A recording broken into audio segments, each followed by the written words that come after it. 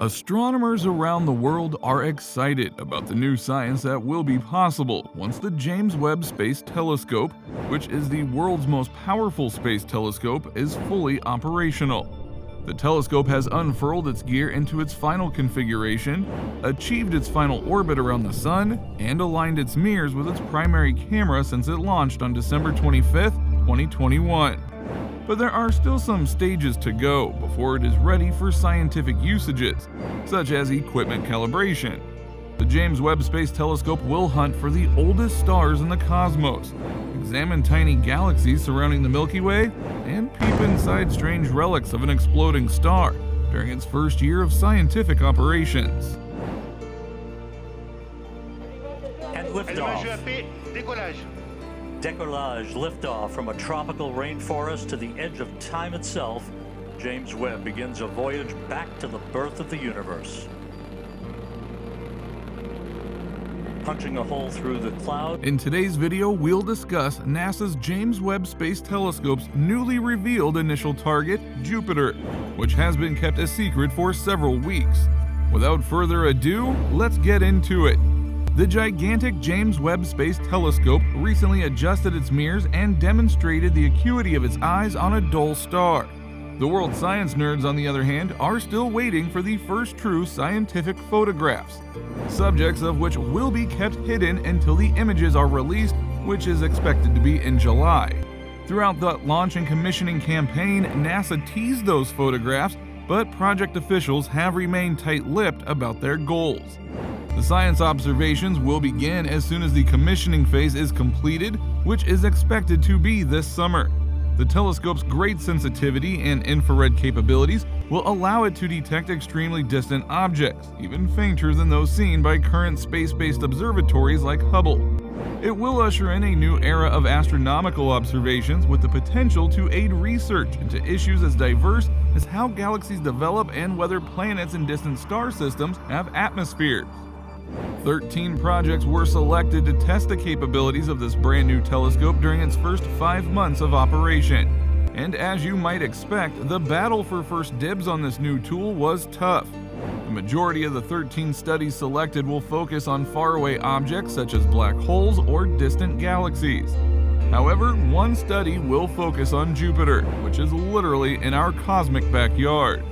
Astronomers know a lot about Jupiter compared to far-off exoplanets or even the far-off ice giant planets in our solar system. We have a wealth of information about the planet thanks to observations from ground-based observatories as well as spacecrafts like Galileo, which orbited the planet until 2003, and Juno, which is still orbiting it today. During an interview with Berkeley astronomer M.K. de Petir, leader of the Jupiter observation team, to hear more about what researchers hope to learn about the large, gorgeous gas giant, as well as why such a close target is being used to test out such a powerful telescope. She said, "We've been there with several spacecrafts and observed the planet with Hubble and many ground-based telescopes at wavelengths across the electromagnetic spectrum, from the ultraviolet to meters wavelengths. So we've learned a tremendous amount about Jupiter itself, its atmosphere, interior, and moons and rings. However, as you learn more, there are aspects you don't yet grasp, necessitating the need for more data."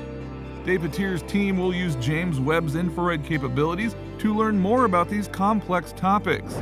These capabilities allow researchers to look deeper into the planet's atmosphere.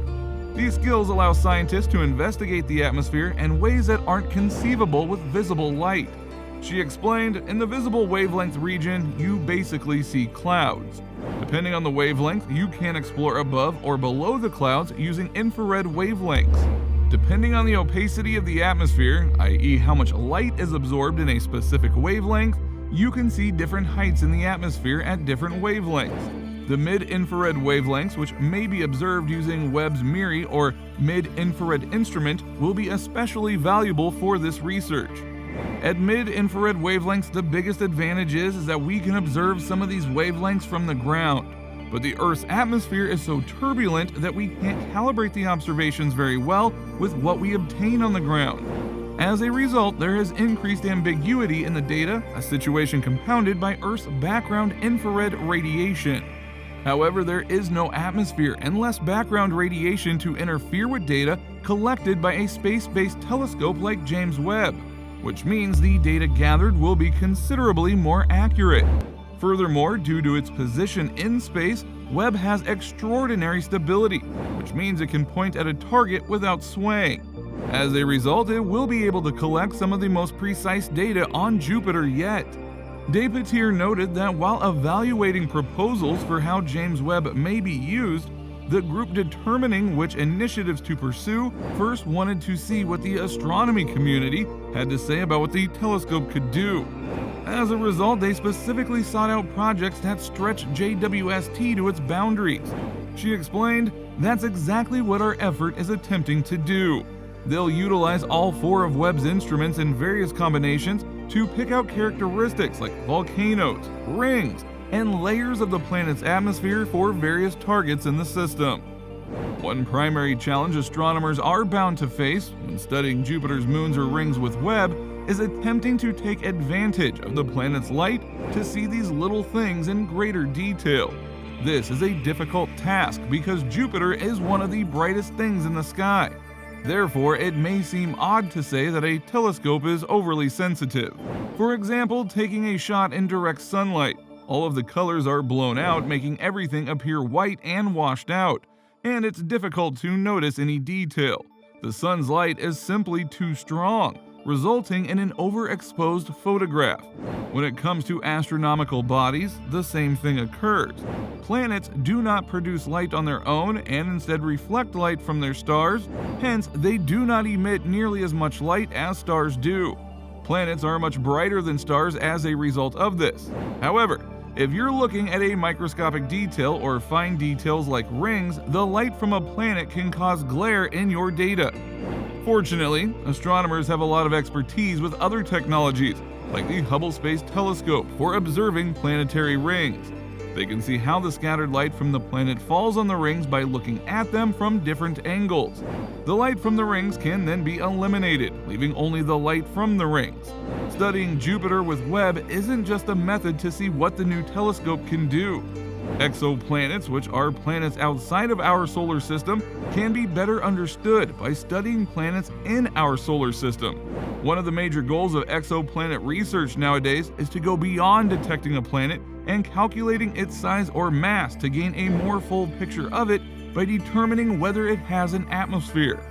However, comprehending planets in other systems is aided by comprehending planets in our system. Webb will study the atmospheres of faraway gas giants, which will be compared to what we already know about Jupiter and Saturn's atmospheres. Furthermore, by using Webb to study Jupiter, Despatie's team is said to develop a set of tools that can be used by others in the astronomy community to help study other planets in our solar system, as well as provide a glimpse of what Webb might be able to discover about them, including the fascinating and little-studied distant planets Uranus and Neptune. So let us know what you think about the first target being Jupiter down in the comments section. Please give us a thumbs up by hitting that like button. And finally, don't forget to subscribe to our channel and turn on post notifications so you don't miss any updates from us. See you in the next video.